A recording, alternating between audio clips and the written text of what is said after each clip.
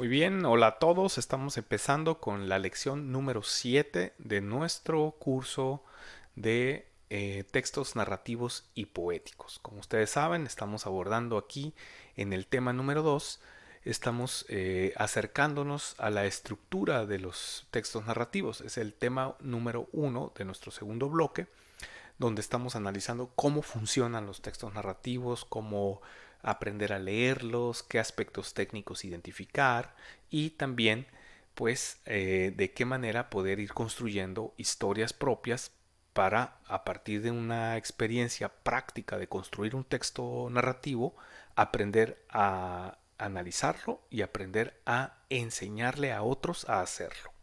Muy bien, el día de hoy vamos a continuar entonces con el cuarto de los elementos básicos de la narración. Ya hemos cubierto la historia, hemos hablado de los personajes, hemos hablado del tiempo-espacio o universo narrado, y en esta ocasión le toca a la voz narrativa. La voz narrativa que es, pues, esa entidad que nos habla en los textos, también conocida como narrador.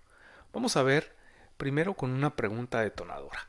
¿Quién habla en las historias? Y esta es una pregunta importante porque muchas veces no nos hacemos este tipo de preguntas y son vitales para empezar a aprender cómo escribir y cómo leer los textos, ¿ok?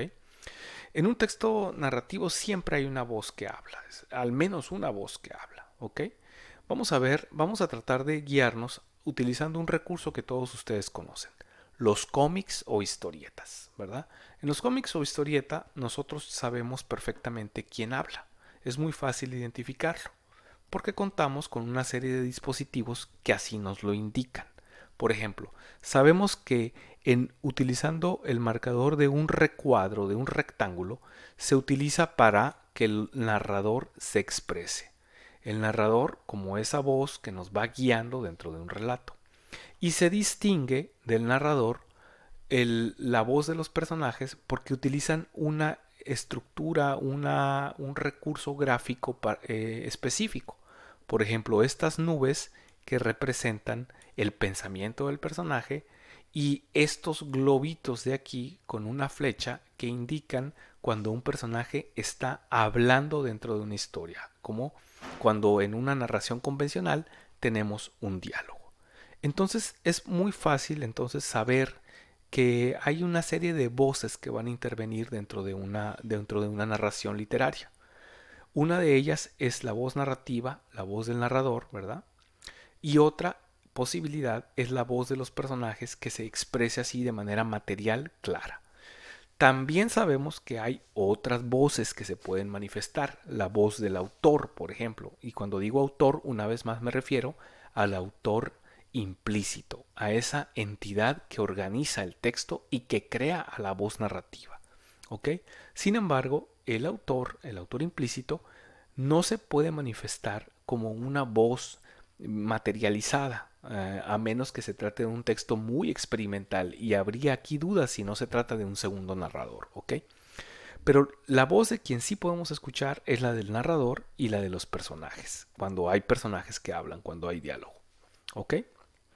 Veamos ahora un concepto de voz narrativa, un concepto de narrador que les puede ayudar a entender esto. Nos referimos a la voz narrativa como esa entidad, una persona, ¿ok? Digo entidad porque puede que no se trate de un ser humano, es decir, puede ser un animal, pero ese animal que sea voz narrativa tendrá personalidad, por eso es mejor decir que es una persona, ¿ok? En ese sentido digo que es una persona, ¿ok? Es esa entidad personificada, ¿verdad? Con personalidad de alguna manera, ¿ok? Que está a cargo del acto de relatar una historia. Su función primordial consiste en darle una dimensión material al relato que se está narrando a través de la introducción del uso del lenguaje. ¿Ok? Recuerden aquí que en un texto narrativo, como en cualquier texto literario, cualquier texto de ficción, la realidad que crea el texto no existe, solamente existe porque se hace a través de las palabras, a través del lenguaje. Y esta es una cuestión un tanto metafísica, una condición ahí un poco inestable de los textos literarios. ¿Cómo es posible que creemos personas que no existen simplemente dotándolas de existencia a partir del uso del lenguaje. Y eso es lo que pasa, es el misterio, si lo quieren ver así, que está detrás del acto literario. Bueno, la voz narrativa entonces es esa entidad que va a crear, que va a narrar, que va a dar pie al relato a través del uso de su palabra. Muy bien. Veamos aquí una pequeña clasificación de algunos elementos a los que hay que prestarle atención al narrador para poder entender su funcionamiento interno o su estructura, como le llamaban los teóricos. Aquí yo estoy partiendo de la propuesta de Gerard Genet, un investigador francés que fue muy famoso en los años 60 y en los años 70 por su propuesta de leer los textos literarios y en particular los textos narrativos a partir de utilizar las categorías del lenguaje. Las mismas herramientas con las que analizamos el lenguaje, él las aplicaba para analizar los textos literarios. Iremos hablando un poquito más de Genet y de toda su propuesta a lo largo del curso en este último bloque que tenemos, el bloque 3. Muy bien, aquí les identifico yo al menos 4 elementos, 4 atributos del narrador a los que hay que prestarle atención. El primero de ellos es la ubicación, es decir, dónde está posicionado el narrador con respecto a la historia que se cuenta. El nivel de participación, es decir, en qué grado el narrador forma parte o toma parte de las acciones que está narrando. Y el tercer aspecto es el grado de conocimiento, es decir, qué tanto sabe el narrador sobre la realidad que está contando y la historia que está contando, así como de los personajes. Y finalmente tenemos un cuarto aspecto, este es de carácter ideológico, digo yo, porque tiene que ver con la perspectiva, con el punto de vista del narrador. Es decir, no el punto de vista técnico, ¿ok? Sí, es decir, si es dentro o fuera de la historia, como en la ubicación, sino el punto de vista ideológico del narrador. ¿Qué piensa? ¿Qué actitud tiene hacia los personajes, hacia las acciones, hacia el mundo narrado?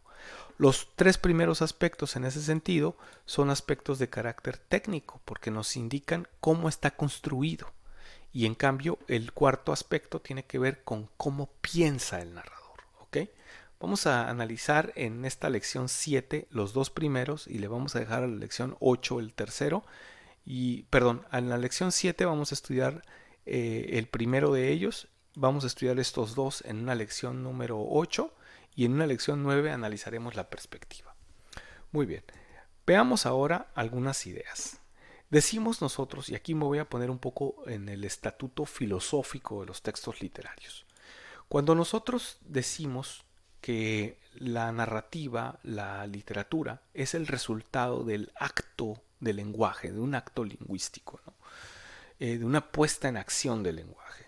Decimos que el acto de narrar genera una especie de espacio, abre como si fuera, digamos, una extensión, una realidad dentro de ella. Esto es un poco extraño porque nosotros sabemos que el lenguaje, como decíamos en la sesión pasada, es lineal, es progresivo. Mientras yo estoy hablando utilizando el lenguaje, solamente puedo hacerlo en el transcurso de un tiempo determinado y por secciones. ¿Ok? En cambio, la realidad, la experiencia real es simultánea, es total. Las cosas pasan todas al mismo tiempo. ¿Ok? Sin embargo, aquí otro de los aspectos mágicos del lenguaje es que a través de un recurso que es lineal, puedo crear la ilusión de algo que es total y simultáneo. Bueno, esa totalidad, esa simultaneidad y al mismo tiempo esa progresión que está dentro de todo relato, le llamamos nosotros, o le llamaba Genet, diégesis. Diégesis viene del término griego que indica relación lineal de las cosas, que tiene que ver también con el concepto de narración, algo progresivo que se va contando y se va expandiendo y creándose. ¿Ok? En ese sentido, entendemos que toda narración, todo acto por parte de un narrador es la construcción de algo que se expande. ¿Sí? Veamos, por ejemplo, entonces, cómo el acto de narrar algo abre una diégesis, es decir, crea esta especie de universo de extensión Y al interior de esta diégesis existen objetos, personas, acciones, cosas que se están contando. ¿Ok? Entonces el concepto de diégesis, entendido como la historia que se cuenta y la realidad a la que ha dado lugar el acto de contar la historia, va a ser muy importante para que nosotros empecemos a entender cómo funciona un narrador. ¿Ok?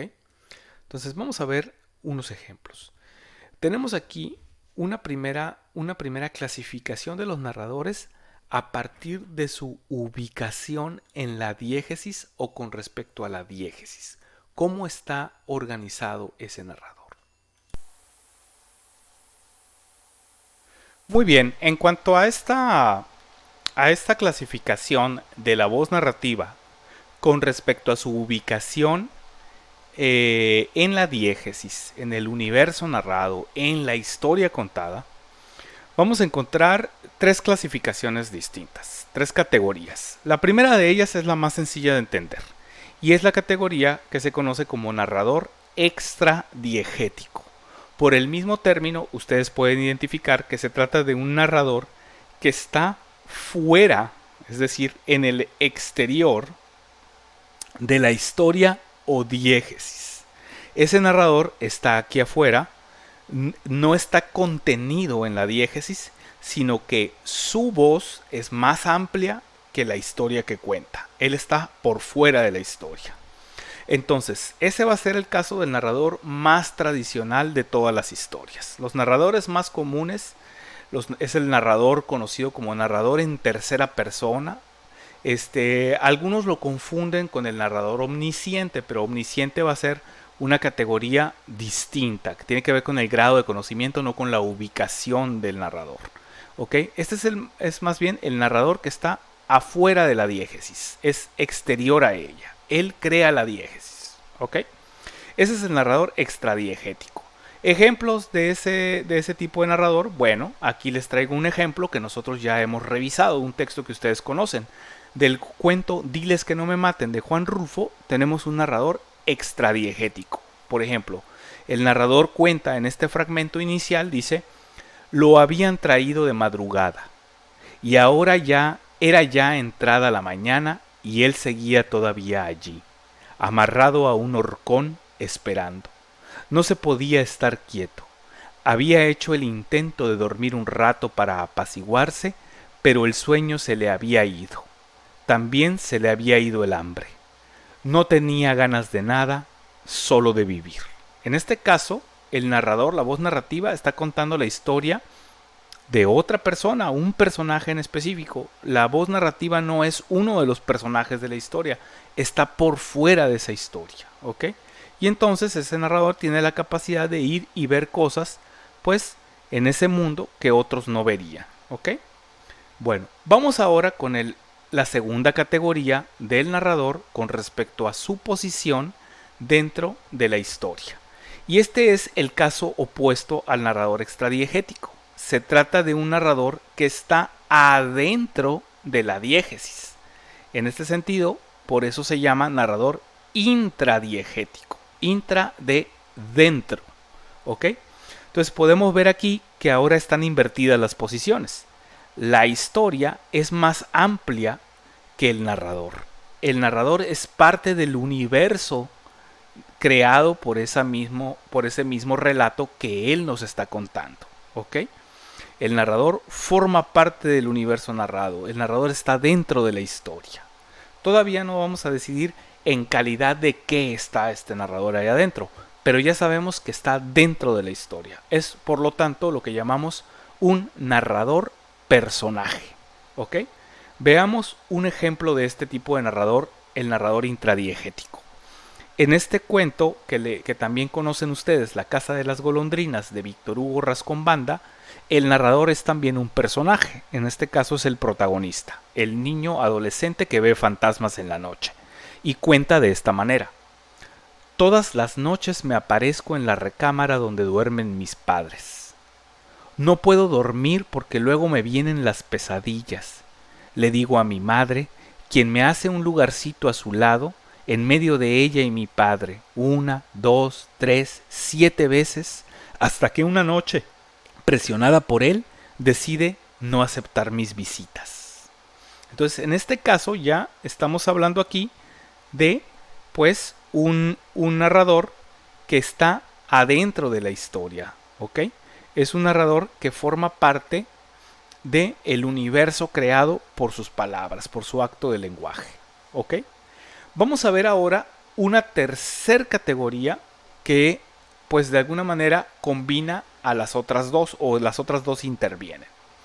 Se trata aquí del narrador metadiegético. Se llama metadiegético porque es un narrador que está adentro de otra diégesis. Es una diégesis dentro de la diégesis.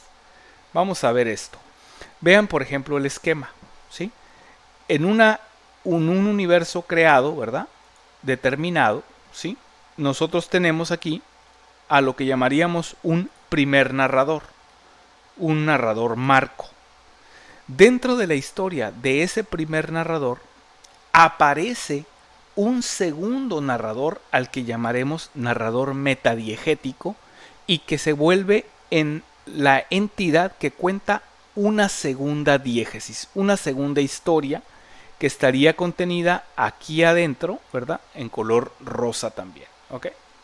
Entonces, este es el narrador metadiegético. Se trata de esos textos donde, por ejemplo, empieza una historia, ¿no? Donde una persona cuenta, ¿verdad? Un narrador cuenta cómo conoció a una persona a quien le habían pasado cosas interesantes. Y entonces ese personaje de su historia arranca otra historia donde él participa y donde el primer narrador nunca intervino, ¿ok?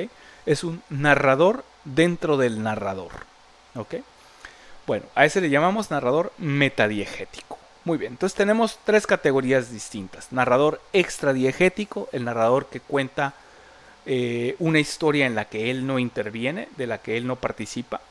El narrador intradiegético, que cuenta una historia de la que él mismo participa, está como, digamos, atrapado dentro de la misma historia. Y luego el narrador metadiegético, que es el narrador dentro de la narración de un primer narrador al que llamamos narrador marco, ¿ok? Estas son las tres formas del narrador con respecto a su ubicación en la diégesis, es decir, su ubicación en la historia. Vamos a tener un pequeño ejercicio de reflexión ahora. Vamos a hacer lo siguiente. Van a leer ustedes un cuento del famosísimo escritor mexicano Carlos Fuentes, uno de los mejores narradores mexicanos de toda la historia. El cuento se llama Chacmol, es un cuento que tiene que ver con la mitología de los mayas. Chacmol es la deidad del agua, de la lluvia en el mundo maya.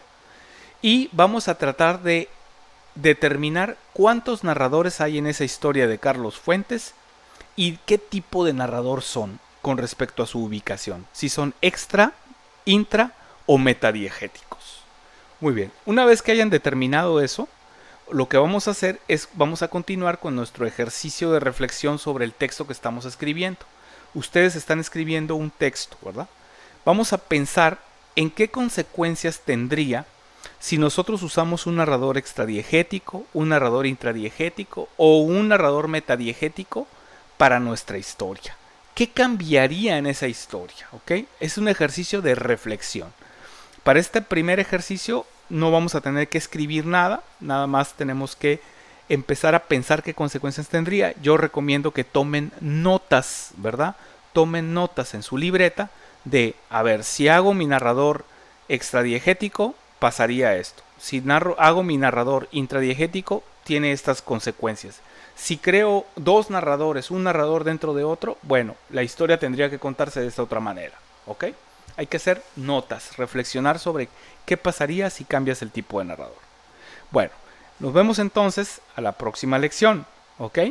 Nada más les recuerdo que para la primera pregunta, la que tiene que ver con Chacmol, esta sí va a haber una pregunta abierta en plataforma para que ustedes la respondan.